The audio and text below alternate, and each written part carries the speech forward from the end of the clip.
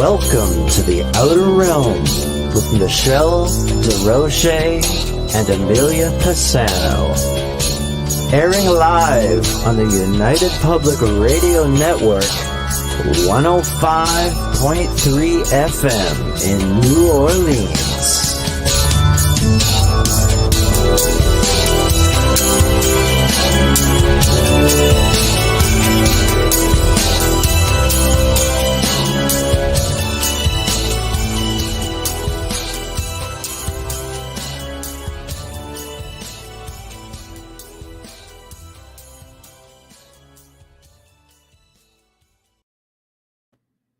Good evening, everyone. Welcome to the Thursday night segment of the Outer Realm.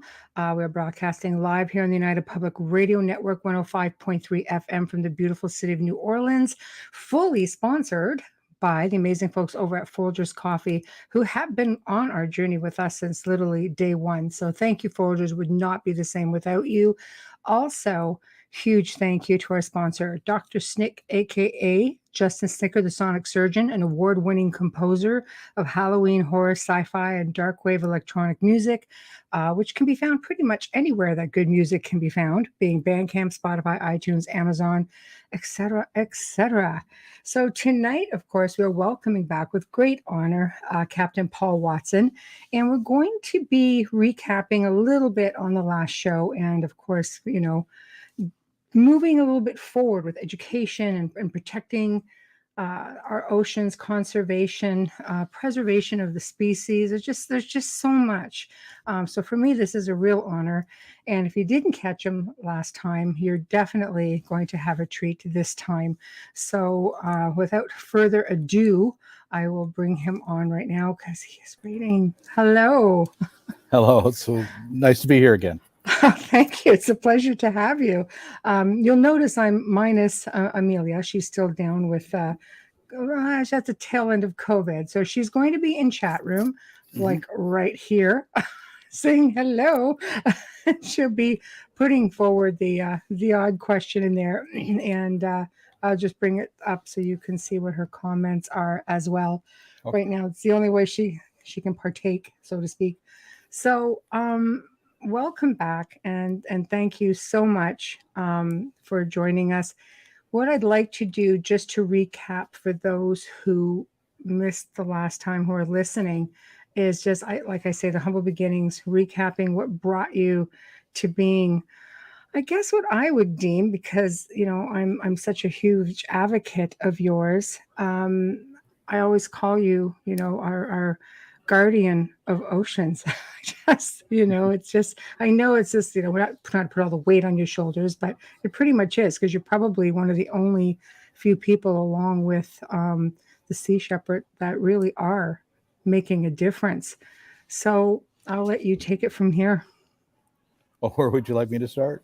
Well, I guess, again, we'll just recap a little bit. How, I mean, one doesn't just wake up as a child and say, yeah, I'm going to save the world. What brought you to this point? Well, you know, when I was 10 years old, I was a member of a club. It was started by a woman named Ida Fleming. It was called the Kindness Club. Oh. And it was set up to, you know, to teach children to be kind to animals.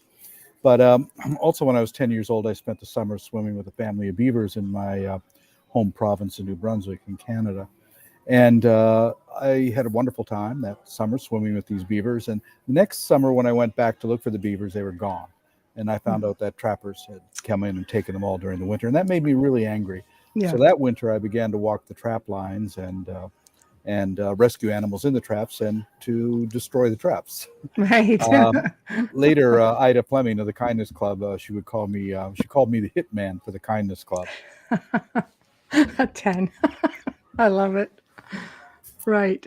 So you just basically, you pretty much did get started early on. I guess what we'll go from here is, I mean, most anyone who follows you will know you from, of course, the Sea Shepherd, will know you from Whale Wars, will know you from Greenpeace.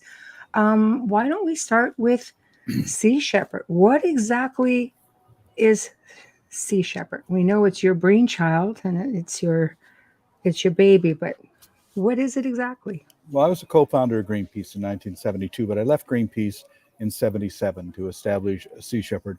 And the difference is that Sea Shepherd doesn't protest, we intervene. And I set it up with a specific strategy, which I called aggressive nonviolence. Now, we're not going to hurt anybody, but we're going to directly and physically intervene. And I have no problem at all in destroying machinery or equipment which is used illegally to take life. To me, nonviolence is protecting living things. If somebody's about to shoot an elephant and you smash the rifle out of the person's hand and destroy the rifle, to me, that's an act of nonviolence. And the problem is that we live in a society where we revere material things over living things. I think this was best summed up once by a ranger in Zimbabwe. He was being taken to task by human rights groups because he had shot and killed a poacher who was about to kill a black rhinoceros. And they were saying, how dare you take a human life to protect an animal? And his answer, I think, really illustrated our hypocrisy. He said, you know, if I was a police officer in Harare and a man ran out of a Barclays bank with a bag of money and I shot him in the head, killed him right there, you'd call me a hero, put a medal on me. Mm-hmm. Why is it that a bag of paper has more value than the future heritage of the nation of Zimbabwe? And so he really hit the nail right on the head right there. We value money, we value material possessions, but life becomes secondary to that. In fact, we exterminate billions of animals every year in the name of profits. And I think that's probably one of the most disgraceful parts of being a human being, is that our legacy of slaughter, not just of animals, but also of each other over centuries and centuries. I absolutely agree with you. So what do you think are the biggest misconceptions about you and everything that you do? Because there's lots of them out there, right? Yeah, but I don't really pay too much attention to misconceptions. I really don't care what people think. I think the best way to illustrate this is back in 1986 when we sank half of Iceland's whaling fleet. I was confronted by a former colleague in Greenpeace, and he said, I just want to let you know that what you did in Iceland was reprehensible, despicable, and you're a disgrace and an embarrassment to the entire movement. And I said, well, so? And he said, well, aren't you concerned about what people think about you? I said, no, not really. We sank those ships for the whales, so we didn't sink them for you. Find me a whale that disagreed with what we did, and I promise you we won't do it again. There you go. Well said. Well said. So basically, anybody that would deem you to be reckless, all those naysayers, it's essentially you guys have never had a loss of life. No one's ever been hurt. No, we've never killed anybody. We've never injured anybody. We've never had anybody injured, which is remarkable considering right now we have 14 ships. We've been running ships for 45 years, and we haven't lost anybody. When I was in the Norwegian Merchant Marine, we lost 3 people, just in 1 year. Wow. So industrial accidents on ships are quite common. But I think one of the reasons that we have such an unblemished record there is because, unlike professionals, amateur crews tend to be more cautious. You know, it's like that old story about the guy who, after 1,000 jumps, had jumped out of an airplane without the parachute because he just was used to jumping out of the airplane and didn't give any thought to not having the parachute. Right. And so I think that our crew, the difference between the volunteers in our crew and professionals is not only that, but also you can't pay people to take the risks and do the work that the volunteers in our ships do. Mm-hmm. That kind of passion, that kind of courage is really you can't pay people to do for that. No, it's true. No, I think that's the key right there. It is passion. You can't put a value on that. When you truly believe in something, you'll go to the ends of the earth to defend it, literally. And you guys literally do. Everybody's chiming in the chat. Thank you. Bradley is a fellow New Brunswicker, also a small captain vessel. Captain, what was around the clock? Is that what his name, Bradley? Sorry. So anyway, big hello there. But he said he did help to save a whale that was tangled in the fishing nets. So it's nice to see that people do take those chances and do it. I think if you were anything other than who you were with respects to how you do things and have the amount of respect that you do, you wouldn't have all of these I call them celebrity heroes, people coming forward and sitting behind the scenes and making sure, like that, because you have pretty famous men, like the Steve Irwin, I think was one of your first, wasn't it? And that was like just a well-respected man. Well, we've had a lot of celebrity supporters, and the value of that is that we live in a media culture, and Yes. celebrities carry a lot of weight. Martin Yes. Sheen once said, we don't really know much, but everybody thinks we do, so we might as well put that to good use. I And agree. so it's, for instance, I learned my lesson on this really early in 1977. We had been fighting to stop the Canadian seal hunt, and in 1977, we took Bridget Bardot out to the ice floes. Her posing cheek to cheek with a baby seal gave us the front page or front cover of every major magazine in the world. Oh, I mean, yes. we achieved just with that pose. We received so much. People, pay attention to celebrities. A few years ago, I had to get a message to Russia, the Russian government, because they had all these orcas and beluga whales that were in captivity in Vladivostok, and they were going to sell them to the Chinese. And how do we get to them? They're not going to, Putin's not going to listen to me. But No. I wrote up a speech, but I sent Pamela Anderson there to deliver it, and they Listen listened. to Pam. They listened to it, and and the animals were not sold to the Chinese; they were released. So there you go. You can utilize this. We've had quite a few celebrities actually participate on our campaigns. Michelle Rodriguez was a crew member. Daryl Hannah was a crew member. Martin Sheen, Richard Dean Anderson, Aidan Quinn. They've all crewed on our ships. Oh, wow. So they're really just putting, like, they're right hands on. They're not just a pretty face, as I say. They're right in the meat and potatoes middle of it. Well, Michelle Rodriguez is pretty damn tough too. Yeah, let's not tell her she's not. So that could be a whole other problem. No, I love her though. So now let's just start getting into the core of everything. I've listened, I've been listening to interviews of you forever, and I love how you explain things. I love the whole I guess the ocean as a planet. So what is the ocean to you really? Because I love your analogy of everything. Well, I think that it's really the planet ocean. We call it the Earth, but it's really the planet ocean. But what is that? People, when they think of the ocean, they think of the sea, of course. But the Yes. ocean is much more than that. It's water. It's water in continuous circulation. And sometimes it's in the sea, and sometimes it's in ice. Sometimes it's underground. Sometimes it's in the clouds. Yeah. And sometimes it's in the cells of every plant and animal on the planet. That water is flowing through all of those different mediums. So the question is, what is the ocean? The answer is we are the ocean. All living things on the planet are the ocean. And the water that's in your body right now was once, locked in ice. It was once flowing underground. It was once in the sky. It was once in the bodies of other animals and plants. And in fact, since water has no age, it was once pissed by a dinosaur. There we go. I've never quite heard that one, but I like it. But yeah, you're not wrong. You're not wrong. So when we look at another analogy, spaceship Earth, I thought was very profound the way you described that. Well, if we look at the planet as a spaceship, which is what it is really, because we're on this incredible voyage around the Milky Way galaxy, and it takes about 250 million years to orbit the galaxy, which means we've only done it 20 times. Right. But every spaceship has a life support system, and that provides us with the air we breathe and the food we eat, and regulates climate and temperature. And that life support system on spaceship Earth is run by engineers. And these engineers maintain all those systems. We humans were not engineers. We're passengers. We're having a wonderful time entertaining ourselves, amusing ourselves. But what we are doing is we're murdering engineers. We're killing them. And there's only so many of these engineers that you can kill before the machinery begins to break down and the life support system is no longer functioning. To give you one example, there's one group of plants on this planet called phytoplankton, a lot of microscopic small little plants that live in the ocean. These plants produce 70% of the oxygen in the air that we breathe.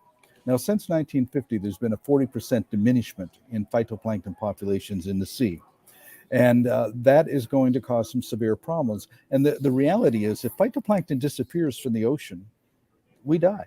We don't live on this planet without phytoplankton. It is absolutely a necessity to have phytoplankton producing that oxygen. Yes, oxygen is produced by trees and Amazonia and places like that, but only 30%. Right. 70% comes from phytoplankton.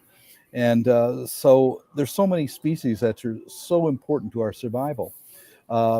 Bees and worms and insects, all of these species that take care of all of these problems, a lot of the problems that we cause. And we have to look on them as sharing this planet with us and contributing to it. And also have to humble ourselves and recognize that a lot of them are far more important than we are. I got a call a few years ago from a guy from, I think it was Brett Hume from Fox News. And he said, I heard that you said that, bees and trees and worms were more important than people. Did you say something like that? I said, yeah, I said exactly that. He said, how can you say something so outrageous as to say bees and trees and worms and fish and everything are more important than people? I said, well, I said it because they're more important than people. That's a fact, because they can live here without us, but we can't live here without them. We need them. They don't need us. That makes them ecologically far more important than we are. Oh, absolutely. Absolutely. I always find it fascinating that people are not, I guess as educated isn't really, probably the best way to put it. I really think that's something that people just feel self-entitled. I don't know, but it never ceases to amaze me how difficult it is to get people involved in certain things. And marine preservation and conservation just seems to be something that's so far removed from most people, yet it is so important. Well, most things in nature are far removed from people, and it's really because, about 10,000 years ago, we came up with this viewpoint or this perspective called anthropocentrism, which is, it's all about us. Everything was created for us. Nothing would exist without us. We're the center of creation, the center of the universe. That is the anthropocentric attitude. Nothing else matters. It's secondary to who we are. Every single major religion on this planet is anthropocentric. Every one of them says that we're the center, we're the dominant form, we're the most important species. And that, to me, negates their very credibility, the fact that they would say that. There is another way of looking at things, biocentrism, which a lot of indigenous cultures certainly understand. And that's this idea that we're part of everything, we're connected to everything, we're interdependent with everything. And so therefore, flowers and animals are all our relations, really, as a lot of the indigenous cultures would view it. And I think that's a healthier way of looking at things.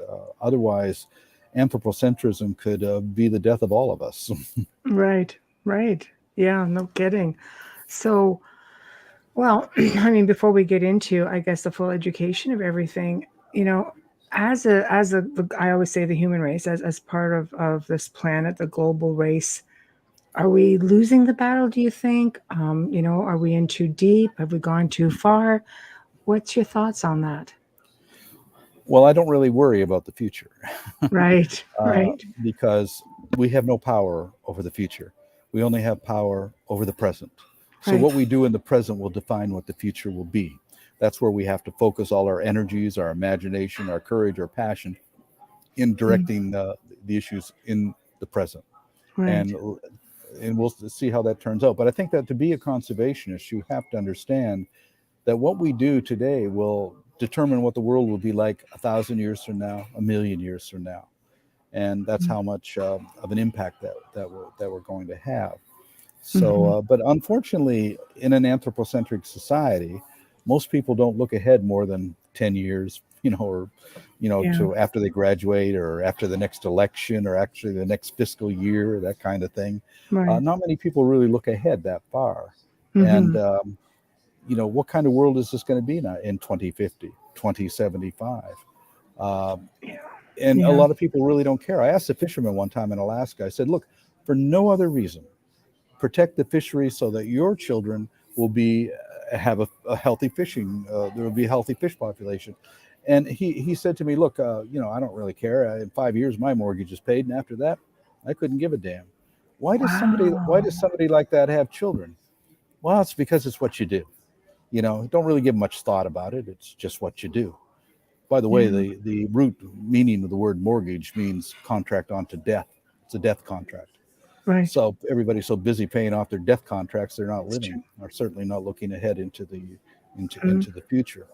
Mm-hmm. So that's a real problem, because we, as conservationists, you can look ahead and see what the world's going to be like. I remember in the 80s, I kept predicting year after year the collapse of the cod fishery on the east coast of Canada. And the government of Canada, the Department of Fisheries, said, you don't know what you're talking about. We have the best scientists in the world, the best computer models. And they do have scientists. I call them biostitutes, because pretty much they say what they're told to say. Right. And, in 1992, the cod fishery collapsed, and everybody was surprised. I wasn't surprised. I knew it was going to happen. Right. And they said, well, it'll recover. No, it won't. It's not, it will never recover. It will not recover in our lifetime. And it hasn't. That's now 30 years on, it hasn't recovered. So the worldwide fisheries will collapse by 2050. There's no doubt about that. There won't be any fishing industry because there won't be any fish. And in 2015, at the conference on climate change in Paris, I proposed that what we need to do to really be serious about climate change is to protect the ocean. And the best way to protect the ocean, which regulates climate and temperature, is to do nothing.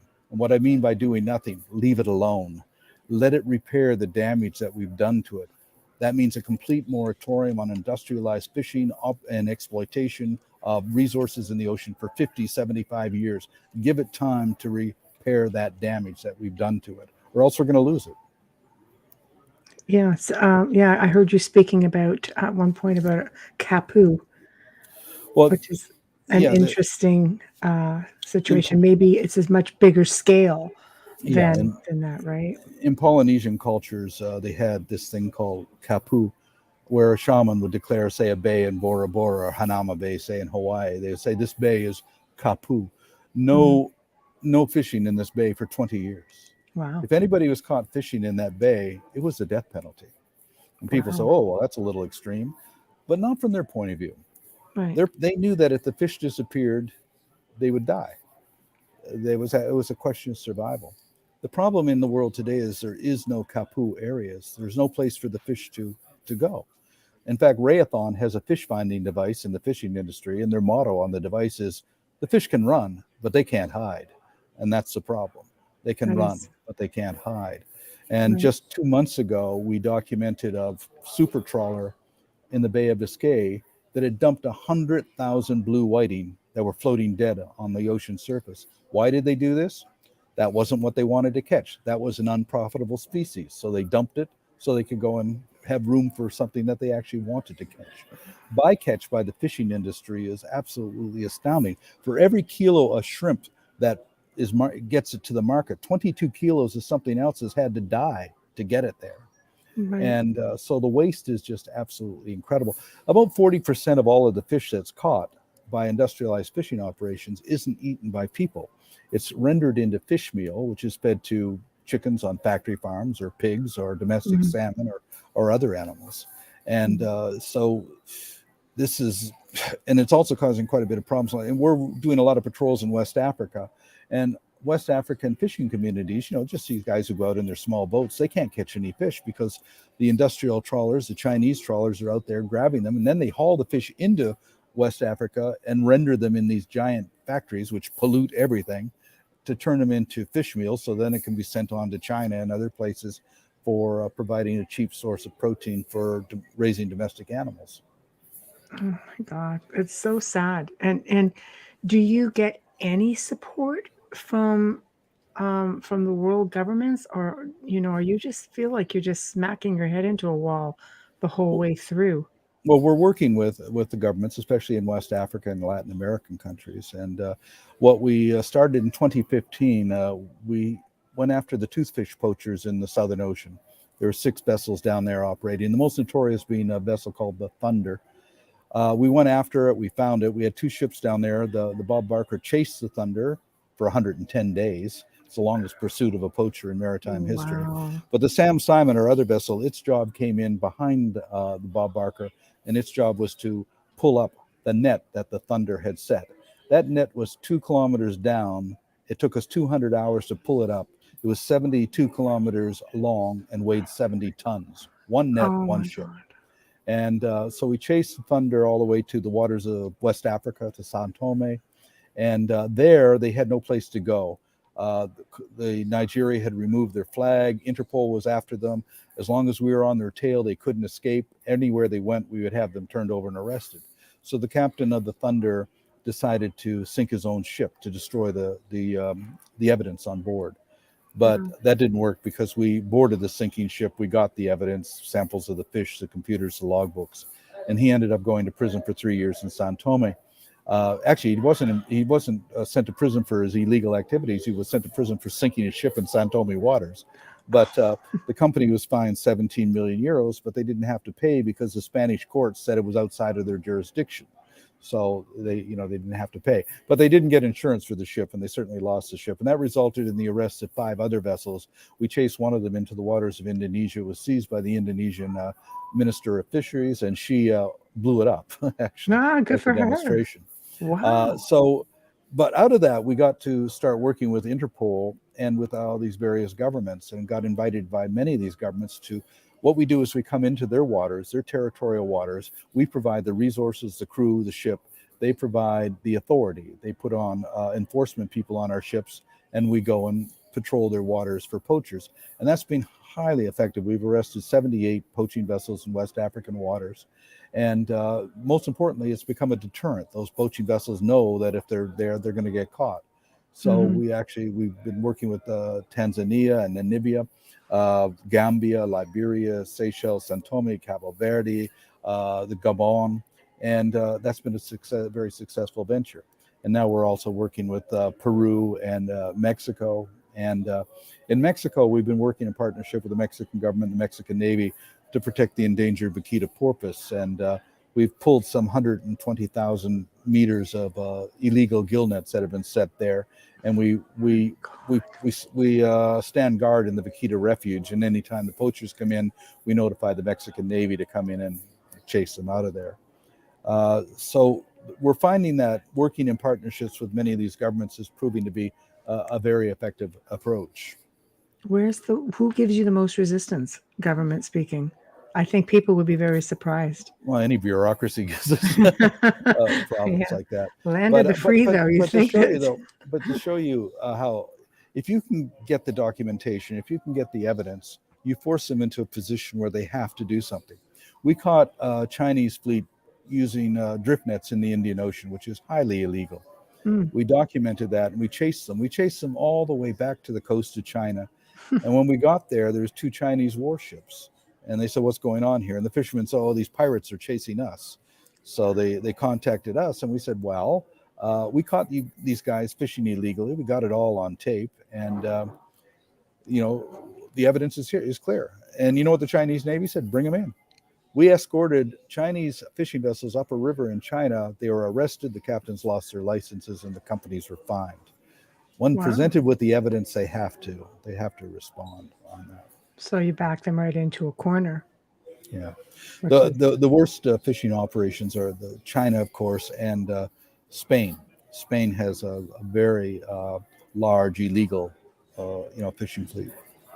Wow. It's run by what we call the Galician Mafia in Galicia, Spain, and particularly by one family, the Vidal Armadores family, who are behind most of these poaching vessels. And of course, they have a lot of pull with the Spanish courts and the Spanish government. Of course. So essentially, the other problem is that about $76 billion every year is spent worldwide to subsidize industrialized fishing. It doesn't make any money. It exists only because of these subsidies. You don't go out with $100 million ships unless you've gotten government backing to do that. These super trawlers, these longliners, these drag trawlers, these are all really expensive ships, and they have to pull in a lot of fish in order to pay off their operating costs and to pay off their mortgages and everything.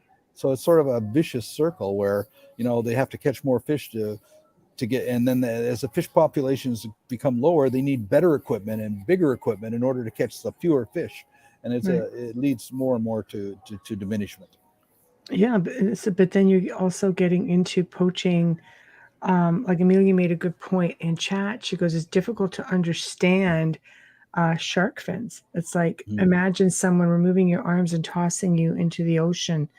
It's just so inhumane. Like, it's not like they're even, that's not fishing. That's just sheer torture and murder. That's not fishing. I know it's us.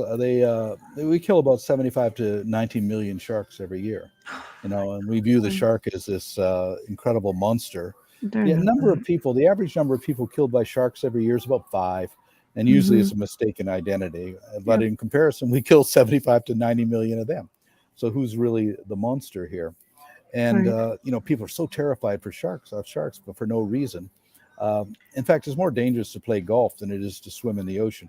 When you consider that hundreds of millions of people go into the ocean every single day, and the average number of people killed is 5, then you can see just how ridiculous that is. It's more dangerous to play golf because more people die on golf courses every year from bee stings and lightning strikes than are killed by sharks in the ocean. In fact, more people die from soda pop machines falling on them every year than are killed by sharks. That's an average of 9. Wow, that's funny. I mean, it is. It's not, but so, we somehow demonize the shark, but dogs and horses kill more people. Hippopotamuses, crocodiles, they kill all more people than sharks do. And usually shark attacks are mistaken identity because, unfortunately, surfers on their surfboards look like seals from down below. And if you notice a lot in many of these cases, they bite, but they don't eat the surfer or the swimmer. They just take the bite and then they're off. Occasionally it does happen, but normally it's just a case of mistaken identity, really. As surfer, the world's most famous surfer, Kelly Slater, said, well, if you're afraid of sharks, well, just stay out of the ocean. Right. Right. Which would be a shame because there's just so few like species on average that are aggressive. The great white, well, it's a big boy right there. You want to get the heck out of its way. Great white sharks are pretty much harmless. That's not where your shark are they really? See, look, it's educational.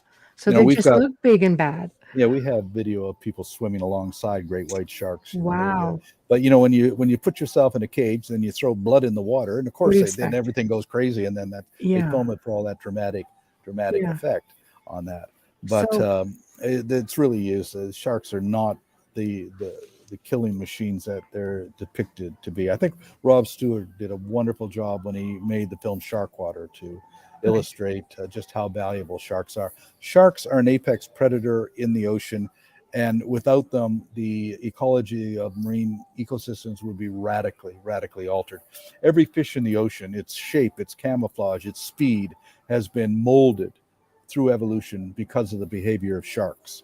Wow. And also, here's an interesting thing. The 3 places in the world where shark attacks do happen frequently are Queensland, West Australia, and La Reunion Island in the Indian Ocean. Now, what these 3 places have in common are shark control programs where they kill sharks. And so, for instance, on La Reunion Island, they go in and they kill the sharks that are around the reefs. Now, what this does is creates a vacuum that attracts sharks from the outside to move in. Now, the sharks that are moving in, they're very much more aggressive. They're much more territorial because they're trying to establish their territory there. So by shark culling programs are literally pulling in more aggressive sharks into those ecosystems. And so I just find it incredible that the 3 main areas for shark attacks are the places where they routinely kill off sharks and shark kill programs. Wow. Well, there you go. That's actually an interesting observation, but that's what you guys do. So I mean, I guess media, friend or foe? Well, I know it's a loaded question.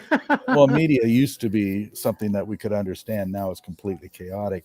Yeah, we don't even know what truth. As a journalist myself, I never really valued editors. When I had to have editors. Now I understand why we have editors. Right. Oh, it's a whole different world now. I'm sure editors are just working overtime. But what is truth in the media? We don't know anymore. What is truth in the media? It's And the media is so biased. I remember the days of Walter Cronkite, when you could listen to the news and he'd tell you what's happening without any bias, without any emotion. I mean, and that's the way it is. This is what he would say. Yeah. And now it's like everybody's got a bloody opinion. I don't want to hear opinions from people who from anchors. Just tell us what the hell's going on. We don't need to be your personal viewpoint on it. No, but do you think the days of real journalism is gone? Because every media outlet says the exact same thing, almost word for word. I just feel like, when was the last time a journalist went out there, dug for a story, and really protected the sources to which they were coming from, and it was just more important to get the truth out there. And it wasn't about funding and how much they got and being regulated. I just don't think we see anything like all of these. Honestly, when Whale Wars was on, I think we saw more of what was actually happening to our world's oceans. And it took a TV show to bring it to light, because you were not seeing that stuff on media and news. Even back then. Ian Urbina was a reporter for the New York Times, and he covered the story with us on the toothfish poachers. And he actually has left the New York Times. He wrote a book called Outlaw Ocean, and now as a freelance journalist, he's really uncovering a lot of stories around the world about illegal fishing activities and other things. And so there really are, reputable, credible journalists out there. But the problem is that most of the major news outlets are controlled by corporations, and they have an agenda. And so it's really hard to get a sense of what's really happening in the world. They decide what you're going to think, what you're going to wear, what you're going to look to like, and you just do it, And then next week we forget what the story was last week. Right. It's true. It's true. Yeah, I agree. We've learned that just over the last couple of years, especially with, everything that was going on in the world, and you're getting little bits of information. And then all of a sudden it's like, well, we're not talking about that anymore. Now we're onto this. Like, wait, so this wasn't a thing now? It's just, you're going through all of these cycles. So what can... Oh, let me ask Amelia's question before I get into my next question. We'll put it up here for you. What advice do you give someone who is serious about contributing to the cause and really getting out there the way you do, I guess, within their means, right? Well, I think that, first of all, people should understand that they have the power to change things. And that if you harness the virtues of courage and imagination to your passion, you can change things. And it's remarkable what people are able to do. I mean, look what Greta Thunberg has done. I mean, 16-year-old girl from Sweden. And then, because of a man named David Wingate, the Bermuda Stork Petrel did not go extinct in Bermuda. Because of Diane Fossey, we still have mountain gorillas in Rwanda. There are so many people out there who are actually making a difference. I think the most important thing is to not allow anybody to deter you, the naysayers, to tell you can't do it. You have to be, motivated by your own passion, because no matter what you're going to do, you're going to cultivate enemies and critics. And my experience of that is just ignore them. They don't mean anything. If they care enough to do it and to criticize, it means you're hitting a nerve. You're doing it right. I've always measured our success by the number of death threats and hate mail we get. Yeah, there you go. There you go. You're doing something right. So basically, how do we become part of the solution and stop being a part of the problem? I think that to be part of the solution, first of all, I have to figure out what the problem is. Right. and, lots of them. And also not to be intimidated by the fact that sometimes it just seems impossible to address, that these problems are impossible to solve. And to recognize that the solution to an impossible problem is to find the impossible answer. And that can be done through imagination, courage, and passion. 1972, the very idea that Nelson Mandela would become president of South Africa was unthinkable and therefore impossible. And yet the impossible became possible. So given time and energy and passion, these things will come about. We'll find solutions. Right, right. So patience. So Amelia will add to that. Says, well, what things can we simple folk do from our homes and Well, our lives? there's no such thing really as simple folk. Yeah. Really, I mean, Right. everybody has a stake Yeah. in the survival of the planet. Um, I think we all have a responsibility to see that the ocean doesn't die, because if the ocean dies, we die. Right. So it's really is a responsibility of each and every one of us to get involved some Mm. way. Right. And a lot of times people say, "Well, I don't have the time." Well, yeah, you do really have the time when you consider the things that you spend your time on. There's Mhm. always time to do something. You don't have to do everything; just do something. I don't Right. expect everybody to do what I do. I mean, No. the strength of an ecosystem is in diversity. Therefore, the strength of any movement has to be in diversity. And that Mhm. approach can be litigation or legislation or education or direct activism. It doesn't really matter. It all works towards the same thing. What are you good at? Are you a writer? Are you a teacher? Are you a lawyer? Or Mhm. even if you're a politician, what can I do that can how can I make that work to make this a better world? That's really all you have to do. So I guess it needs to start from early on, much like it did with you. I know with myself, I've always been taught, even just as a little child, here, we have a kitten, I grew up with that kitten. I was little, it was little. We grew up together until I moved out. And I think maybe it starts at home with instilling the respect for other beings, other sentient beings, animals. Everything has its part. The environment, the ecosystem. I was taught to respect all that, and I grew up with a very healthy respect and love for it. And I've Mhm. always made a point of educating myself the best way that I can. Do you think that should start there with we as parents? Well, it Due should, diligence? but also when people ask me, well, what do we teach our children? I tend to say nothing. Don't teach them anything. Right, Instruct them, listen to them, right. uh, because children have an intuitive understanding of reality, intuitive understanding of nature, Mm-hmm. and encourage their imagination, encourage their passion. Many Mm-hmm. years ago, back in the early 70s, I had the occasion to speak to a school in the Queen Charlotte Islands in British Columbia. It was a Haida reservation. Oh, And in the morning, we spoke to the kids, 6 to 7 year olds. And I said, "How many people here speak the Haida language?" They all did, every single one of them.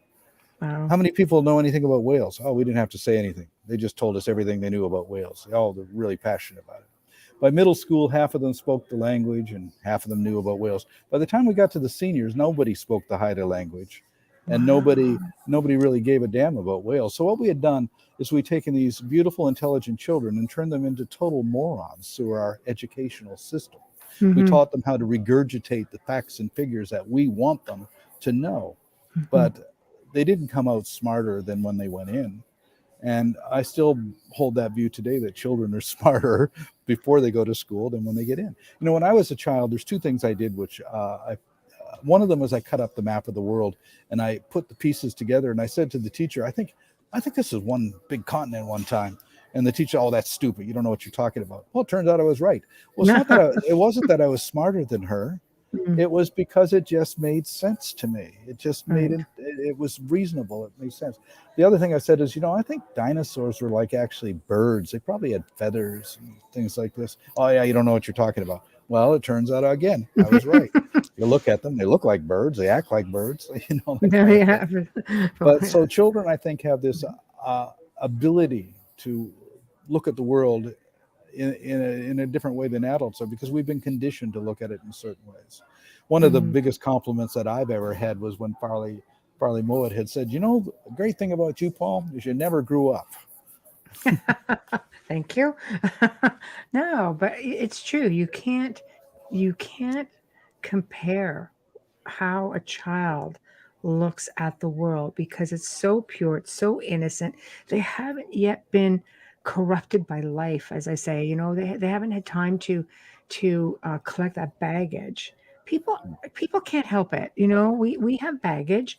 life does tend to hand a lot of us lemons, and you just have to decide, do you want to just tote the lemons around, or do you want to make lemonade? And I think when a child sees something that's just so pure and honest, and they get pushed aside too often. I've always raised even my own children. It's like, don't settle for a nothing answer. Like, why is the sky blue? Because it is. My kid was like 4 going, no, I want a real answer. It's like, Yeah. oh, well, all right. It's like too many people just don't. I don't know. Life is busy. I get it. But boy, that wonderment, it goes away pretty quick because they grow up and they just get consumed, by life. And And then we they also lose. we also should encourage them to understand that they are their own masters, really. Yeah. I said to my daughter when she was 7, I said, look, I'm not your boss. I'm not here to tell you what to do. You're Right. here to make your own decisions and follow your own path. I'll encourage you, I'll support you, whatever you want to do, but I'm not here to tell you what to do or how to think. And I think that worked out quite well for her. I mean, she's a free thinker and very Right. successful at what she does. Right. Next Right. time I spoke to her was at 17. I said, look, I'm not going to talk to you as your father. I'm going to talk to you as a man who was once a boy at 17. Don't trust a damn thing we tell you. We're full of it. Exactly. And No, try not to get married till you're 30. And that's right. she made it to 29. Hey, that's close. That's close. She was almost there. No, I think it is great. People will say, well, you shouldn't, your children, you should be friends. You should be a parent. I'm like, what? Why not? Why can't you be friends? Oh, Children don't absolutely. want to listen to their parents necessarily, but they will listen to their friends, on an average, and they do respect that. And I respect it too. It was hard. I being a mom, I would probably have a hard time if, like, when my daughter said, "I'm going to do this," like, what? It's like- but I loved her independence, and she's also very much a free thinker and basically right to the point, and a really amazing communicator. And I think if you give them that space, boy, they'll just go the limit with it. Um, so again, so it starts. I don't know. Do you think it should be part of the educational system if it starts early enough? And if the educational system really put emphasis on the ecosystem, not just, not just a little basic stuff, but I mean, really, do you think if we started that right now, do you think that would pave the way for a better future for our oceans? Well, I think it's important also to, for children to get out and experience the natural world. One of the most amazing experiments that I had was a friend of mine was with the Student Conservation Society. It's back in the 70s. And they would take children from the inner city out into the mountains in Washington State and, to experience. So what happened is that for 2 weeks, he had taken all of these mentally, challenged children, who had, problems and that were just not as coherent, I suppose you would say, as Right. other people. And they'd bring them out there and he'd teach them all these things about how to pitch a tent, how to make a fire, do these things like that.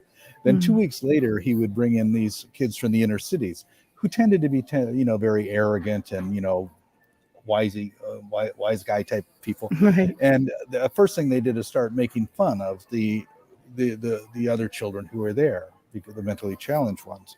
And till they realized that these kids knew how to do things like make a fire, pitch a tent, and everything, and they didn't know what the hell they were doing.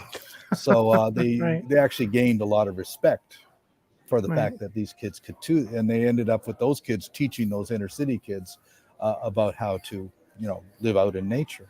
Right. And so those are the kind of experiences I think that are really quite valuable. Hmm. No, absolutely. And I do think Absolutely. it's important to get children who are from the cities and that out into the wilderness to experience that firsthand. Yeah. Yeah, I agree. I'm going to put this comment up only because the Waldorf schools, I don't know if you've heard of the Waldorf schools, but they do foster close relationship with the child with nature. They believe that nature makes children happier. I agree with this.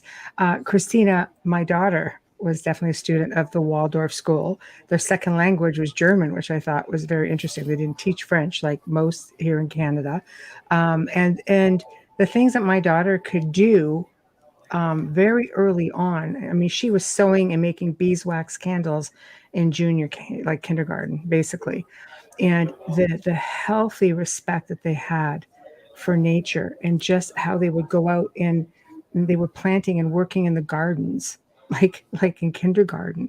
This is stuff that, I mean, you don't see things like that. There's just, No. I think they had the right idea of nurturing. They believed that a child's mind developed at a certain stage, and they did everything to nurture that mind at that stage. And boy, and she's a nature lover, Well, my son, who's 5, has spent a year at Waldorf too. Oh, excellent. Nice. Yeah. Yeah. And how was that for him? Did he enjoy that? He likes it. Yeah. Yeah. Oh, I love it. I love it. To me, it's every little bit. Some kids, like my son, was just like, this is boring. I don't want to learn how to sew. I get it. You're an athletic little type. I understand. We can work with that, But no, it's a great start. There are solutions out there. So I'm going to basically talk about funding a little bit right now. So with all of these people in the world with a teens amount of finances, who are all fighting to be the first in space exploration. I want to live on Mars. And I'm thinking, but we have this amazing planet with oceans that have only been explored like this, that we have this amazing planet, amazing water, all these species, beautiful, clean air that has so much potential.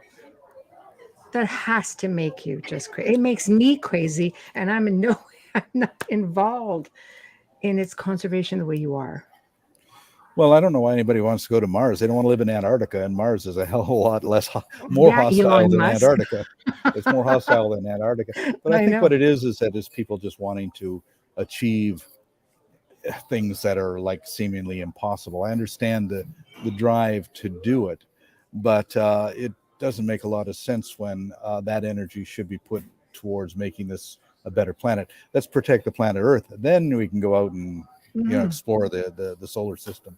But really, what's the point of destroying one planet while you're searching for another one?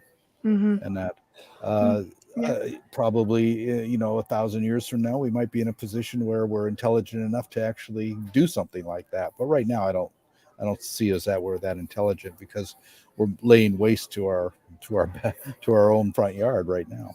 No, it's true. I don't know. I would find deep sea exploration completely just as fascinating to me as exploring space. It is. My only concern about that is that a lot of the exploration is in the search for manganese nodules and what can we mine from the bottom of the ocean. Not quite what I had in mind, but I'm just more fascinated by how you have these species of different fish and such that live down there that grow to these gargantuan sizes because they're left alone. They're just so magnificent in their own right. It's like, how would you not want to learn more about that? It's fascinating. It's true. And there's so much that we don't know. There's so much about all life on this planet that we don't know. There's probably millions of species that we haven't even discovered yet, or know what their purpose is. Right. What do they contribute to the running of the planet, that kind of thing. I mean, we're just now discovering that trees communicate with each other. Yes. Through fungal systems and things like this. That we're discovering that dolphins actually have first names for each other. There's so much left to discover. I think one day we'll be able to communicate with whales and dolphins using computers, because their minds are pretty much like computers.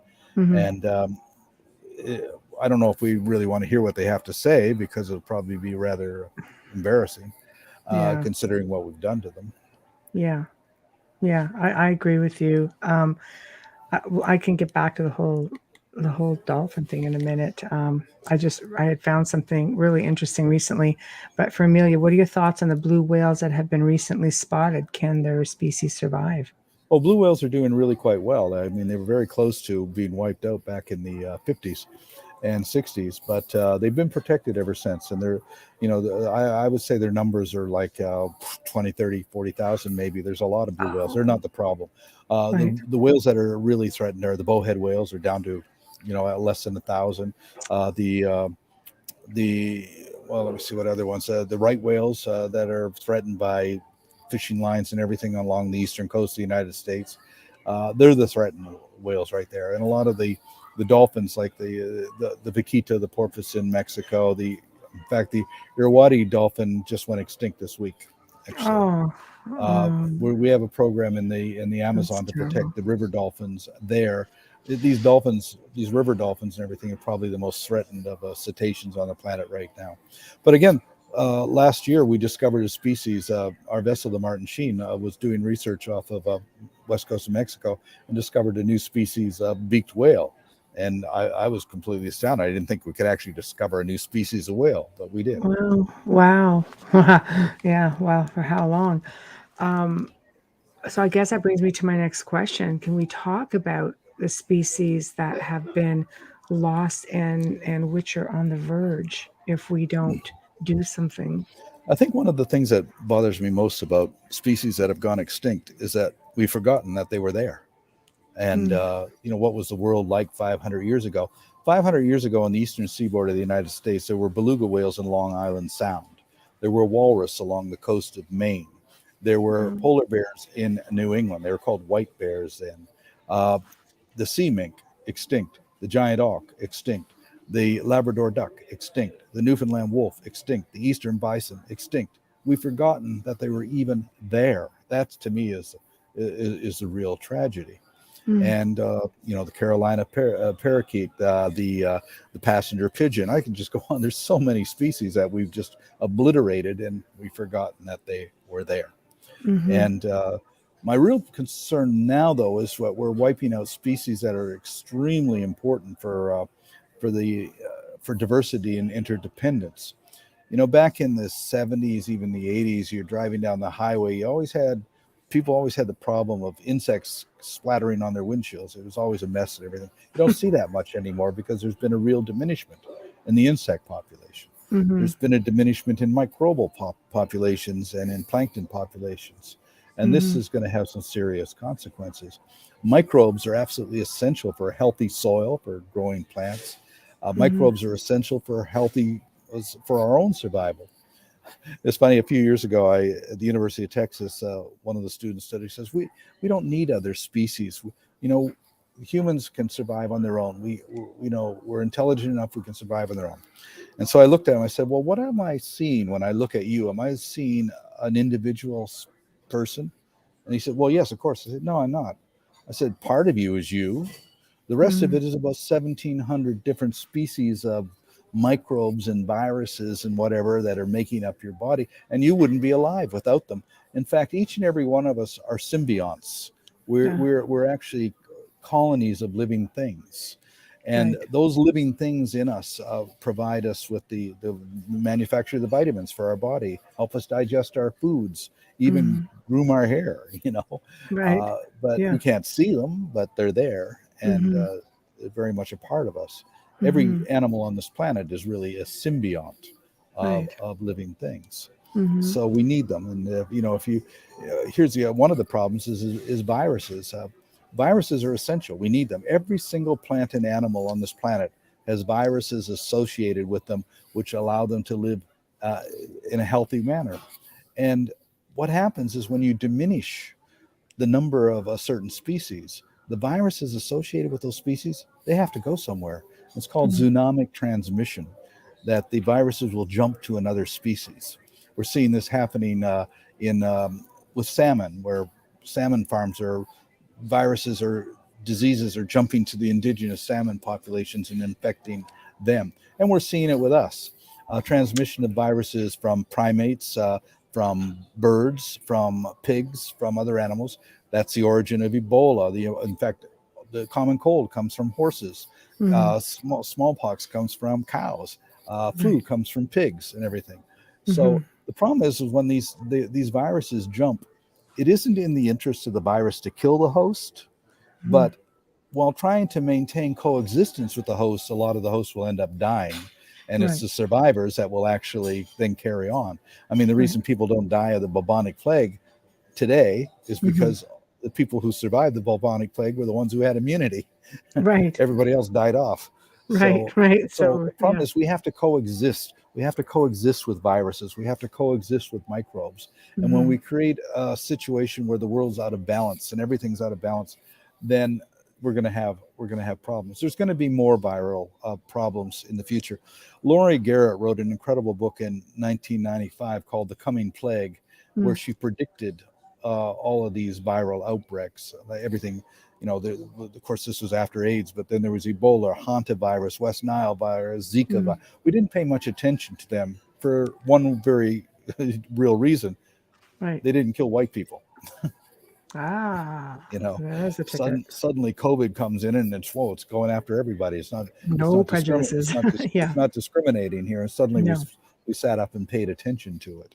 Yeah. And of course, a lot of people want to deny it, but that's at their own peril if they want to do that. But the reality is that in the next few decades, there will be more emerging zoonotic transmission of viruses. Already, we're starting to see the outbreak of a bird flu, which is coming through, which keeps coming and going, but it's coming out again.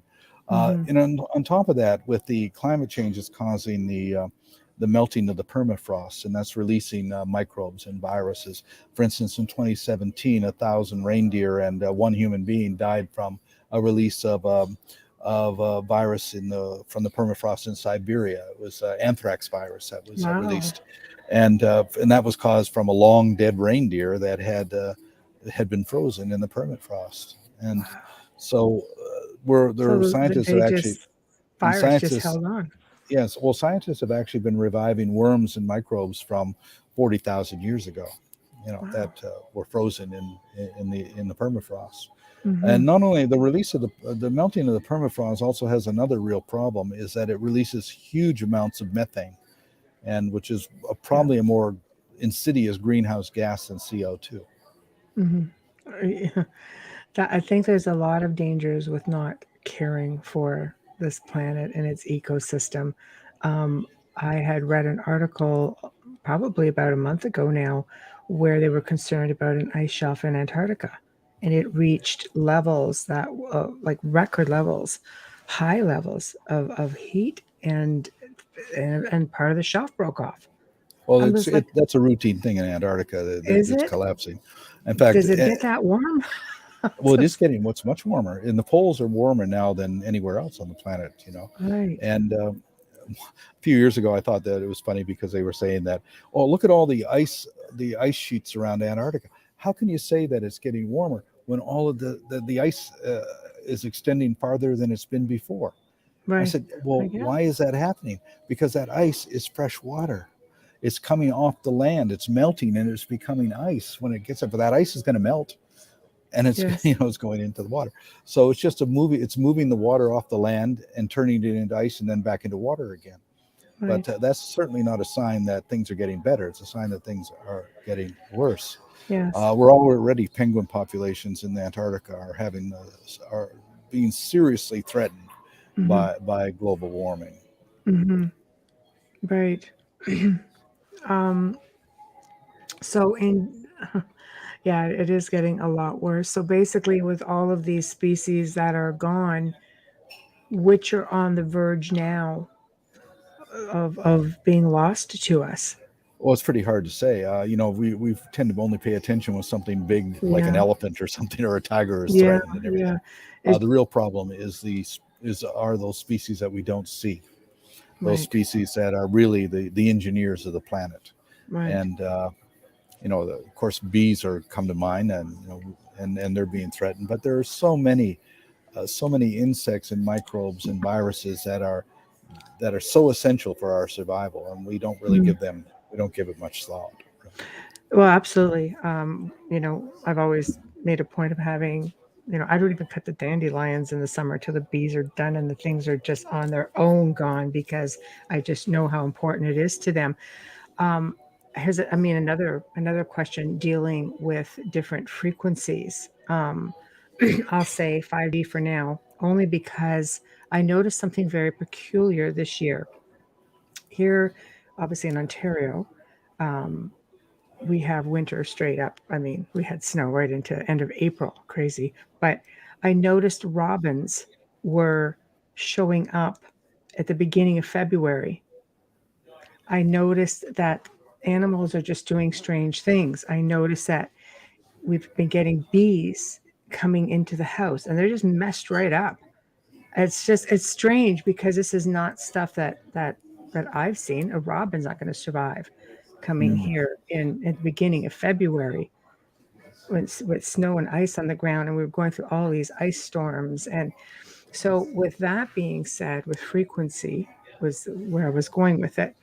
When you're in, let's say, the world's oceans and you're dealing with, let's say, military and sonar frequency, all of the stuff that these exercises that they're doing, that definitely cannot be helping. Oh no. Well, we hear a lot about there's different types of pollution, chemical pollution, radiation, acidification, things like this.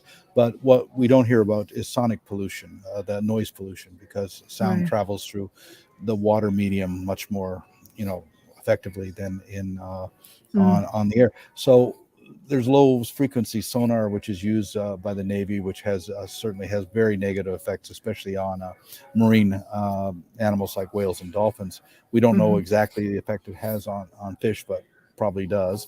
But the other problem is not only oil drilling and sonic, using sonar to drill oil, but also strangely the installation of windmills at sea. We're fighting the windmill problems in France right now, and they're also doing it off of New England. And what that means is they use pile drivers to put the foundations into the thing, and the decibel levels of those pile drivers are just absolutely incredible, and that's having a very, very detrimental effect on marine life overall. Wow. So our opposition to these windmills is being criticized by environmental groups saying, we need alternative energy. Well, we have to give it some thought as to what that alternative energy is, what kind of damages are.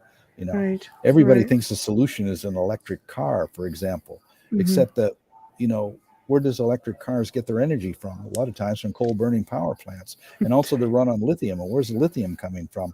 We're devastating the ecosystems in Bolivia and in Africa to get lithium, and in fact using virtual slave and child labor to get it. Yeah, that's right. But we want these alternatives at all costs. Cryptocurrency, there's another one that's. Well, the real problem is too many people wanting too much. Yes. Yeah, excess. No, that's I don't know. It bothers me a lot to see what's being done to the planet. Being empathic, it's a lot worse. It's just, which brings me to a different level of consciousness, of people connecting with, I guess, just what animals are, they're consciously aware.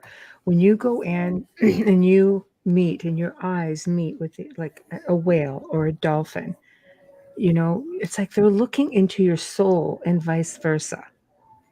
Don't tell me there's no consciousness there. Don't tell me. Of course there is. Yeah. I mean, just the other day I saw a turtle that was struggling in the water on its back, and all these other turtles came and turned it over. So they're aware of, they're very much aware. All animals think, all animals dream, all animals can make decisions. We tend to think we're the most intelligent species on the planet. I don't think we are, but we tend to think that. And the reason being is that we define intelligence. So we decide that an intelligent being is something that can manipulate tools, hand-to-eye coordination, that makes it intelligent. But I look on intelligence as the ability to live in harmony with the natural world. Yes. In fact, I was debating a whaler in Norway one time. He said, well, Watson, you say that whales are more intelligent than people. How can you say something so stupid? and I said, well, George, I measure intelligence by the ability to live in harmony with the natural world. He says, well, by that criteria, cockroaches are more intelligent than people. I said, George, you're beginning to understand what I'm trying to tell you. And it's just a little cockroach. So Well, yeah, well, they've been around for 450 million years. They're doing pretty good. I think so, right? I find it fascinating, and again with whales and with dolphins and their communicative skills. I had done research for another show that I had to do and found that Carl Sagan, have you ever heard of the Order of the Dolphin? I think I might have mentioned that the last time. Mhm. And they believed that dolphins were the key to extraterrestrial language. And they would be the key to communicating with beings from the stars because of the fact that they're just highly psychic beings and of course dealing with other beings. I think all animals are telepathic to a degree. You get some people who might be, but I thought it was an interesting research because it really shows you have these scientists who are at least saying they're these dolphins are highly intelligent enough to be the key to something literally out of this world, Well, there's right? a lot of scientists that certainly believe that. Dr. Paul Spong, Dr. Roger Payne, Yeah, Carl Sagan. yeah, So they certainly see that. Uh, when you look at the largest and most complex brain on the planet is the sperm whale brain. The right, second is the orca brain. The right, human brain is about 1,700 cubic centimeters on average. The orca right. brain is 6,000 cubic centimeters, and the sperm whale is a 9,000 cubic centimeter brain. And all Wow, cetaceans have 4 lobe brains compared to every other mammal that has 3 lobe brains. And if you right, look at the brains of orcas and sperm whales, the convolutions on the neocortex are far, far more pronounced. I mean, they just look a lot smarter than we are. In right, fact, remember in biology 101, they'll say, well, here's a brain of a rat, and here's a brain of a cat, and here's a brain of a chimpanzee, and here's a brain of a human being. And you can right, see how the brain gets progressively larger, and the convolutions in the neocortex area get more complicated as you move up the chain. And right. therefore, that's why humans are more intelligent than chimps, and chimps are more intelligent than cats. Okay, they never put an orca and they never put a sperm whale brain up there because it makes us look really, really stupid. But it shows. With all due respect, it does show. It shows in the way they work together. I mean, you see people who have, I've watched videos of a couple where women are giving birth in the water, and it's like a dolphin therapy, and the dolphins are extremely concerned, and they come around and they comfort the mother as Well, the she's dolphins ready. can see. The dolphins can see Yeah, through. They see through you with right. their sonar. Yeah, If humans could see through each other like dolphins can see through each other, there yeah, wouldn't be any such thing as deception. right. You wouldn't be able to hide your feelings in that Mm, way because they can see your blood moving, they can see your lungs moving, you know, right, they could see a quickening for your pulse or whatever if that happens. right. So they have that abilities which we don't have. So they're probably far more honest relationships in the dolphin world. Yeah, oh, absolutely. And the fact is that they see it and they respond to it, which is Yeah, just to dolphins me. have saved human lives because they can see the water in the lungs as people are drowning. They can see that. Yeah, boy, oh Always, boy. I've always wondered, why do dolphins do that? Why do they? An orca could easily kill us. Right, There's never been a single case of an orca in the wild killing a human being. Yes, right. Tilikum killed 2 people. Tilikum was pretty much like a psychopath because after years and years of being in one of those Yep. concrete camps, it's going to make you crazy. Hmm. But in the natural world, no orca has ever killed a human being, which is amazing because Hmm. I remember the Straits of Bella Bella in 1975. I got into the water with 2 other people in front of an oncoming pod of orcas, and we were going to there swim with the dolphins. We're all love, peace, and good vibes with the orcas and everything. And suddenly, when you're in the water with just your head sticking out of the water and a pod of orcas is coming towards you, Right. it's a very intimidating experience because the first thought that came to my head was, these guys eat sea lions, and sea Right, lions are bigger than us, right. and then they all disappeared. Now, the only thing more intimidating than an oncoming pod of orcas is a pod that suddenly disappears. Now you have no idea where they are. And so as we sat there in the water, they surfaced right up alongside of us. And I was able to reach out, grab the dorsal of one of the orcas, and was pulled through the water by an orca, the most formidable predator on the planet. You don't go up to a lion and pet it on the head. No. But here I am, this orca was pulling me through the waters and then just flipped me off with his tail, and I went sliding back. But, why did that orca? Because I think the orca understands what we are, how dangerous we are. Back in 1910, Robert Scott's people in Antarctica, some orcas came up under the ice and knocked them off their feet because they thought they were penguins. But when they realized they weren't penguins, they just left them alone. Right. That's what Dolly says. Don't wear black wetsuits. Yeah, that might not work in your favor. So, but she's also asking, do you know of brain activity research? I don't know that much about brain activity research. Right. No. Sorry, Dolly. Poor Paul. Not a doctor. No. Yeah, but if you have another question pertaining to it, maybe just throw it up in chat for sure. So right now, what is the main focus of the Sea Shepherd and yourself? What is the big? Everything's a situation, but what are you guys the main focus right now? Well, we have 14 ships right now operating globally. Right. We have 2 ships patrolling the west coast of Africa, looking for poachers. Mm-hmm. 2 ships in the Mediterranean doing anti-poaching patrols there. Wow. 1 ship in the Baltic. We have another vessel going into the Mediterranean to protect the Mediterranean monk seal. We have 1 vessel up the Amazon right now protecting river dolphins. Mm-hmm. We have 3 vessels in the Sea of Cortez protecting the endangered vaquita porpoise. Another vessel which is doing research off of the west coast of Mexico. And another vessel which has just left Brazil and is heading to southern Africa to do anti-poaching patrols there. So we're really concentrating on intercepting illegal activities that are exploiting marine wildlife and destroying marine ecosystems. Wow. And so I guess right now probably have about 250 volunteers from about 25 different countries that are on those ships. Wow. So poaching seems to be the big one right now. Well, it always has been. That's really what we have been as an anti-poaching society. But the great thing about the Sea Shepherd, the thing I'm most proud of, is that it's not an organization; it's a movement. And I don't even know what we're doing half the time because there's so many different people doing so many different things that it's hard to keep track of that. So no one person can actually control something like that, nor should they. And but it's all of these things are in really good hands. All of the people, there's 42 different countries where Sea Shepherd is, and the people in those countries are from those countries. Brazilians run Sea Shepherd Brazil, French run Sea Shepherd France, that kind of thing. And they pick their own campaigns, do their own projects, in addition to supporting the global projects that use the ships and doing high seas campaigns.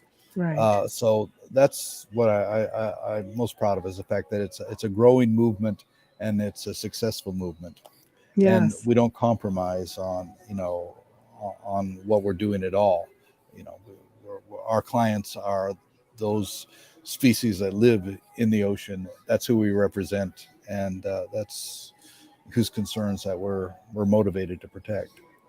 Now, do you find that dealing with, let's say, these, poachers, absolutely. The mighty dollar, unfortunately. But China was the biggest. They've got the real big ships. They were, you guys are chasing them forever. Do you find that they have slowed down a little bit? No, they haven't slowed down. Neither have the Spanish, neither have the Russians. Everybody's out there exploiting everything they can. Unfortunately, the Chinese tend to be the most numerous and certainly in many ways the most relentless. There's 400 squid vessels that are operating south of the Galapagos right now. You can see them from space. It's like a city out there. We've gone in and we've intercepted and gotten a lot of evidence on their illegal activities. But who do you report to that they can actually do anything about it? Yeah, I think that's where Dolly was coming in with her question. She goes, what are the laws at each place to stop them? Is there anything? Well, the problem is that within 200 miles of the coast, you have the laws of that particular country.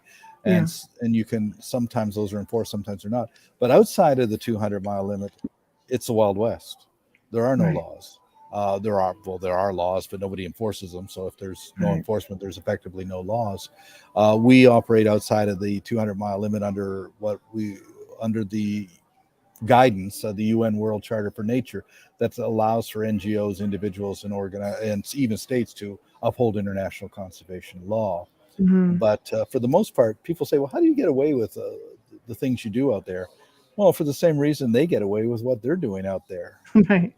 Because there is no laws. Right. So, Dolly, put the poor man on the spot again. How about guns? It's like... Well, we don't carry guns, but actually we do carry people who do carry guns. There we go. Depending on the government, for instance, when we're operating in Gabon, as soldiers from Gabon come on board, or Liberia, or in Mexico, it's the Mexican Navy. The people that we work with have the authority to enforce. We don't have that authority to enforce.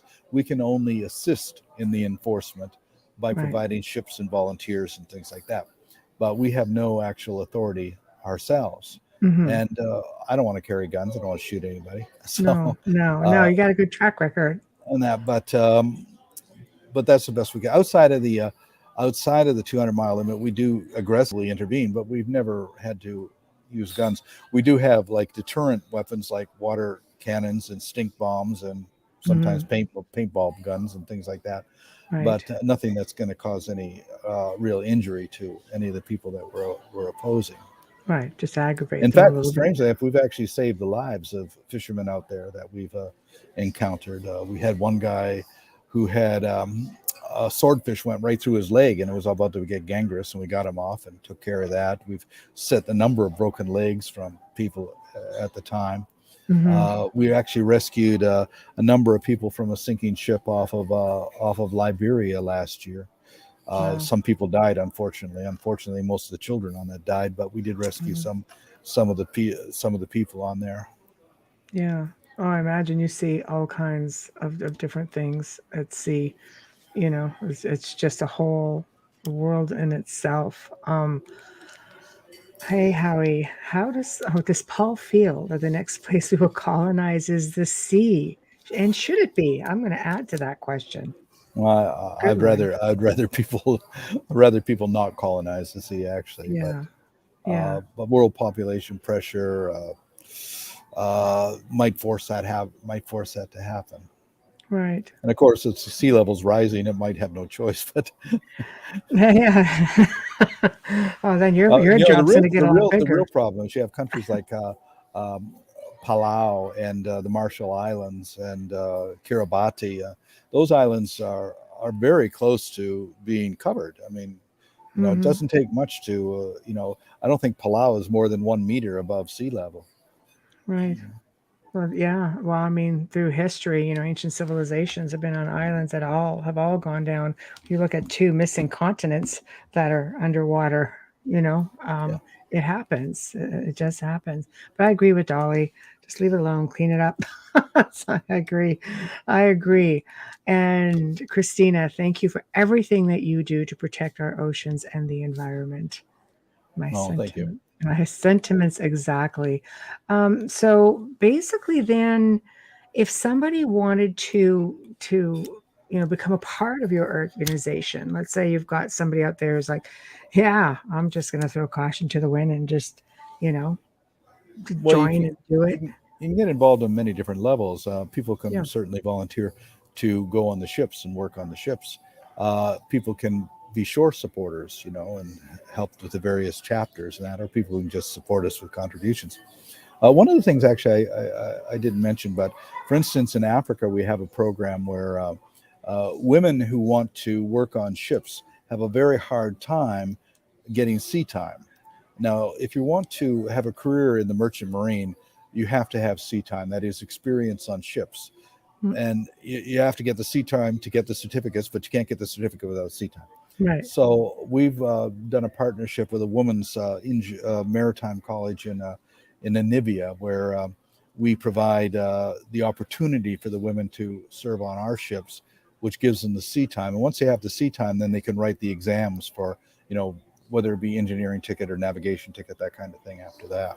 Wow. So that's always been a problem.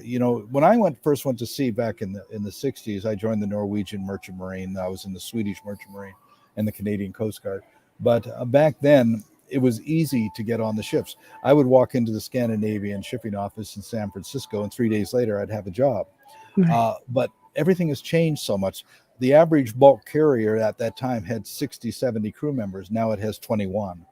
And they're all, everything's automated. Everything is very difficult to get a job on a ship. So, and certainly even more difficult if you don't have the sea time. So we do help people with their sea times. My own nephew, he volunteered when he was 14. Every summer he would come with 14, 15, 16. And he wanted to work in the engine room. And today he's a chief engineer at a dry dock in the Philippines. So, he was only able to get that sea time by being on our ships. So we've actually assisted a lot of people throughout the years with getting that sea time for their qualifications. Right. So it's a win-win for everybody. Wow.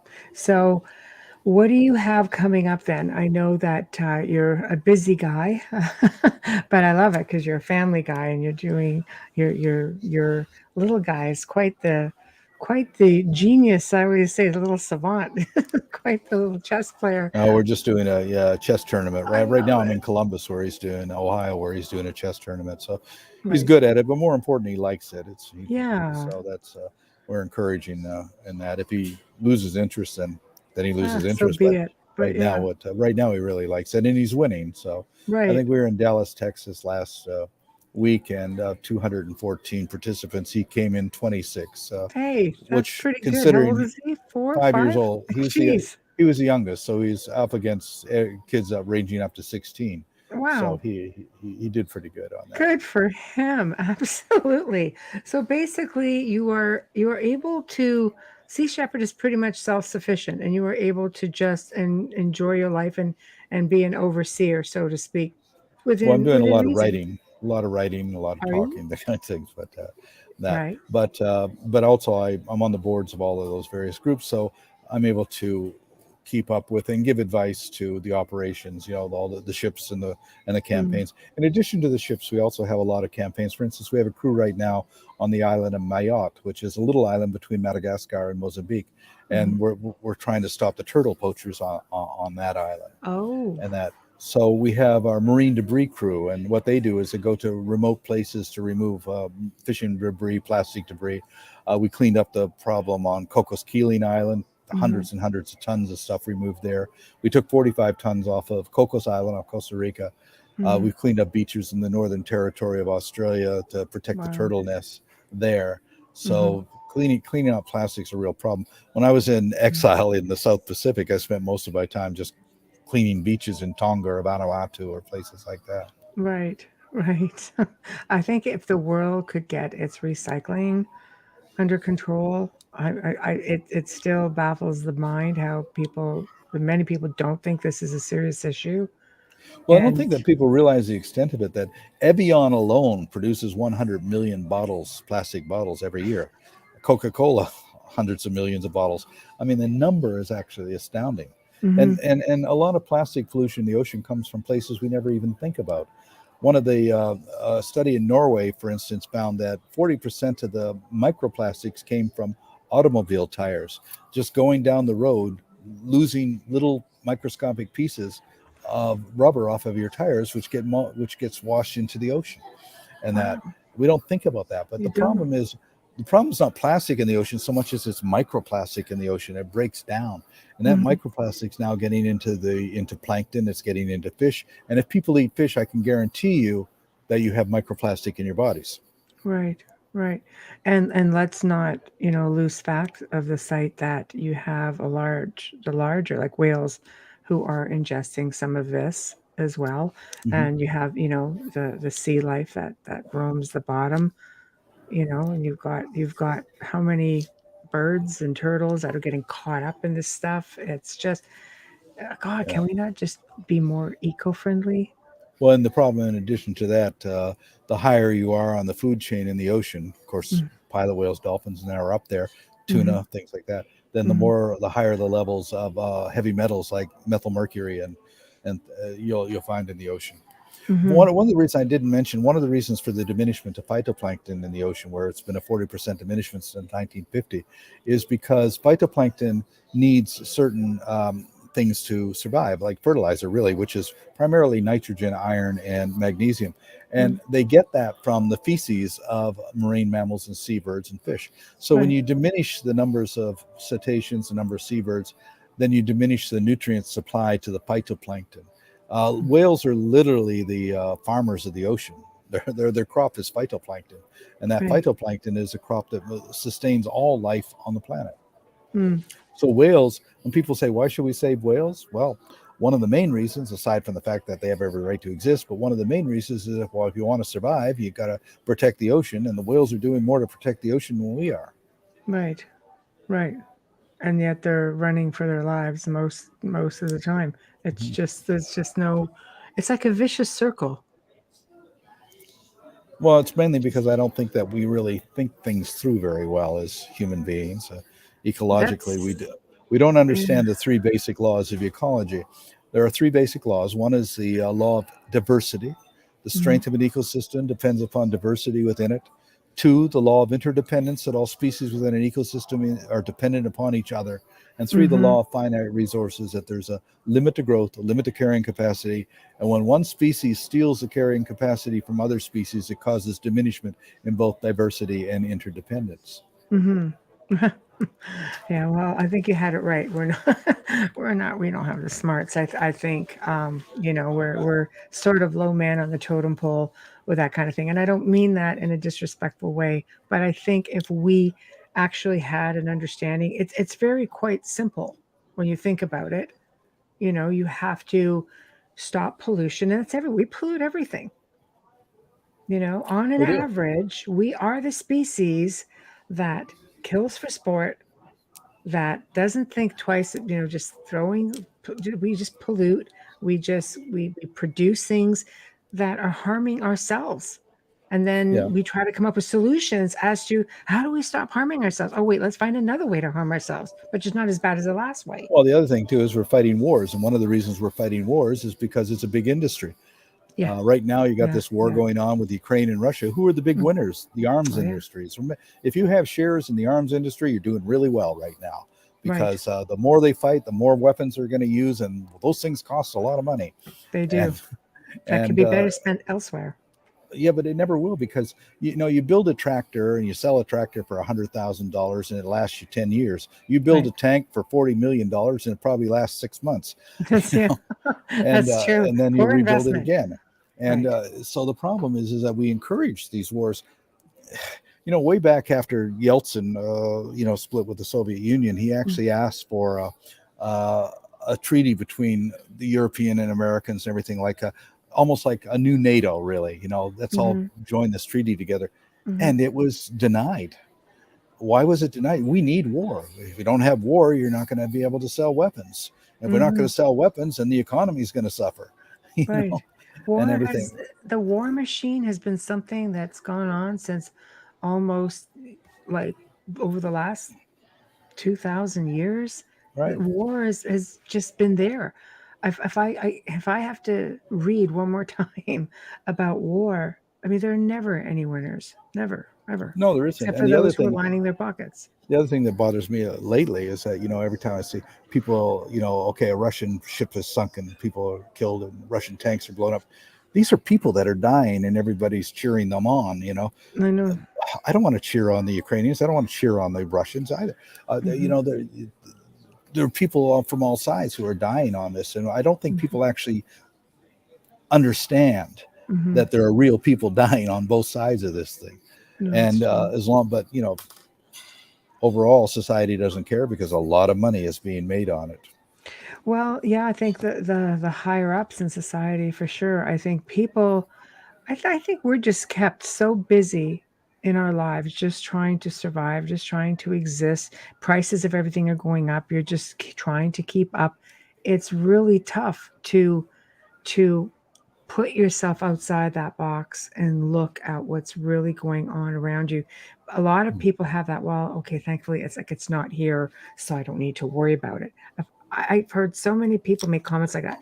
I'm an observer. I always say, like I master the art of observation, and I read a lot, and I'll look at comments and stuff. And I'm just like, it is amazing to me how many people say, well, it's not here, so I don't need to focus on it. No, you need to focus on it because it could be here. Well, everything affects everything else. I mean, yeah, if this situation in Ukraine gets out of control, it could resort to nuclear weapons. If that happens, then we're all in trouble. Exactly. That's what Amelia says. Still living in uncertain times. Again, Christina's comment, being a little lighter, the Aboriginal people understand this concept very well, and we should learn from them. And that's the concept of, yes, educating ourselves and knowing that you coin it right. If the oceans die, we die. Yeah. It really is that simple. It really is that simple. Yeah. When you say it, I think people just kind of go, oh, you're just being melodramatic. I'm like, no, pretty much that's how it is. Again, and I think it comes down to education. Do you ever think about putting together, and I mean, it may be a little bit cliche, but something even on a website, or having some of your volunteers, like just put a little course or a little class or a book or something to educate people, and maybe, hey, you know what? We do that. Yeah. With the various chapters, different countries do that. We have educational programs. We put out booklets and things like that, especially children's programs. I've done a couple of children's books myself, and right. But we do that. Yeah. No, I love it. I love it. Again, thank you for the info, Paul. Great show. It has been a real pleasure having you on, and I know you were away with your family, so I don't want to, take you away from them for much longer. But I do want to thank you for everything that you do and for your service, because honestly, I have followed you for so many years, and I thought to myself, my God, nobody understands it better. And it's putting your money where your mouth is. And you yourself have put yourself in the line of fire, so to speak. And you have all these amazing people who work with you, who believe in the cause and go the distance. And we have all of you guys to thank for this. Because otherwise, thank you. Because I think we would be in a lot worse shape otherwise. So thank you. And is there anything you want to say? Plug yourself, website, all of that. Well, it's easy to find Sea Shepherd on seashepherd.org and everything. It's on Facebook and everything like that too. Yeah, right. And your own website for anybody who would like to reach out. Well, I have people can sign on to I have a personal newsletter. It's you just go to www.paulwatson.com and you sign on to it. I am definitely a subscriber to that newsletter, and I enjoy getting it. So there we go. Amelia's got it up there. It is actually in the Facebook feed. So not just the Facebook feed, but anybody who watches any of these archives on video, you can go in and catch all of those as well. And next one, here we go. There we are. So thank you for joining us, and I will humbly thank you again, and let you get back to your lovely wife and children. Oh, thank you. Right. Good night. Good night. Thank you. Wow, that's all I can say. It's such an amazing show of just information, knowledge. Every now and then we will do a show. I mean, all of our shows have a degree of awareness and education. This is a type of show that essentially is really about awareness, because it's one of those out of sight, out of mind things. And I think people really need to take the time and slow down and really pay attention to what it is that's going on out there. I'm going to do a really quick, because I know I am late with this. Station ID, you are listening to The Outer Realm with Michelle Droshi and Amelia Pisano. We are broadcasting live on United Public Radio Network 105.3 FM in New Orleans, fully sponsored by amazing people over at Folgers Coffee. Thank you. Sponsored also by Dr. Snick, aka Justin Snicker, the Sonic Surgeon. We thank him for our intro and our outro. We're so appreciative for all of our sponsors. I almost wanted to get into, talking about the Folgers family and how they were, instrumental in big harpooning family, whale harpooning family. I think, just don't mention that one. But again, it's history. But Amelia's got some. Yep, here we go. We're going to post up some of Amelia. She can't talk, but she can post. So need to continue reminding. Very important. Start small and simple with recycling. Absolutely agree. Next big one, remove plastic from your life. Yes, that is huge. And that's a simple one, really. Just, get a reusable, recyclable glass water bottle to just use. If you have to eat fish, find sustainable fish. Maybe you can explain what sustainable fish is, Amelia, for those who do not know. And yes, it is absolutely very, very easy. And with that being said, I'm just trying to go back into some of the other comments that were being made that we had to miss, because I knew his time was limited and I really just wanted to let him speak. Hello, paranormal consultant. Very nice to get that in. Sustainable. There we go. Sustainable farmed, which is not affecting the wild. Some people will tell you that they prefer wild as opposed to farmed. Apparently there's a different taste with that. I don't know. I am not a connoisseur of ocean life at all. So I can honestly say, nope. Dolly, yep, in on the stainless steel. Glass and stainless steel, absolutely. There's so many different ways that we can do our part in all of this. And I was so honored to be sitting across from Captain Paul Watson, because honestly, he's just so knowledgeable. There's nothing that we could not ask that he just didn't have like real viable answers for. But the wild belongs to the beauties of the seas. I agree with you. So I don't eat any of it at all. I'm just, the ocean for me is something that I remember being probably about 11 or 12. And I thought to myself, I wanted to be an oceanographer. I'm thinking my sea legs weren't too good at that time, but I wanted to be an oceanographer. And I took it upon myself, even at that age, to go to the library and get books and learn everything I could about all different species of sharks and whales and other ocean wildlife. I never ended up being an oceanographer, but the point is I still took that time, even at that age, to educate myself. It's really not tough. If you want to do something, find ways to raise funds for them to continue the work. Absolutely. But you can also do things within your own community. You can go out and clean up beaches, clean up the parks.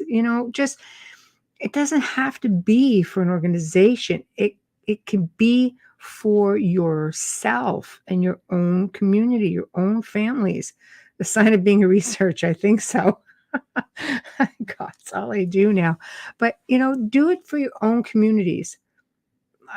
I believe in giving back to your community in one form or another. And I've participated in donating my time on so many different levels. And I think with Captain Paul Watson and Sea Shepherd, yes, primarily about oceans. But like he said, and I was really happy to hear him say, but we go and we clean up beaches and we clean up habitats and we assist. So, if you can do something like that, it makes a difference, because you have wildlife all around you. Seriously. And I mean, believe me when I tell you, they really need the help. If you live by the water, especially, just clean up. What you said with the dolphin's language being the key. Yes. Communicating with other beings. I'll tell you that the Order of the Dolphin, if you just look it up, Carl Sagan is just one of the researchers who works on that. And they truly believed that how the dolphins communicated would be the key to communing with extraterrestrials. Reason being, I can give you two examples. Joe and I were talking about this one time, and he made mention one time of a craft coming in over the water, and then all of a sudden, all these dolphins congregated underneath the craft, and they started to communicate. And if you remember, I think it was Star Trek, the fourth film that they did. I think it was the fourth. I could be wrong, where they had the two humpback whales, and they were coming in, and ET was trying to communicate with them, but they were extinct. So they were waiting for a response, and they weren't getting it, and they were concerned about, about the planet. So they had to go back in time, and they had to get two humpback whales and bring them back and put them in the oceans to basically begin again.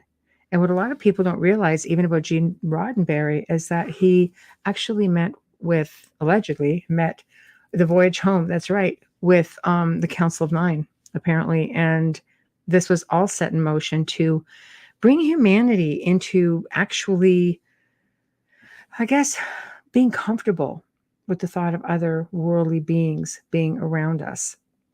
Not so far out of it, if you think about it. But dolphins definitely are. They definitely are the key. I truly believe it. Dolly says, take burlap bags. They drain water, use them to collect garbage, and small nets. Yep. I'm definitely on board with that. That's a great idea. It's not one I would have thought of. So yeah, The Voyage Home. I remember that one. Great film. But I don't know, guys. I think it really doesn't take a whole lot. And here, we'll put these websites back up again. paulwatson.com and seashepherd.org. Now, the Sea Shepherd, there's lots. There's lots of them. I follow them pretty much everywhere that I see them, to try to give them that support. And again, this show, doing our part. I've had so many guests say to me that this show and what Amelia and I do is providing a platform to raise awareness on many, many different levels. I think a lot of different podcasts are like that. It's not just us.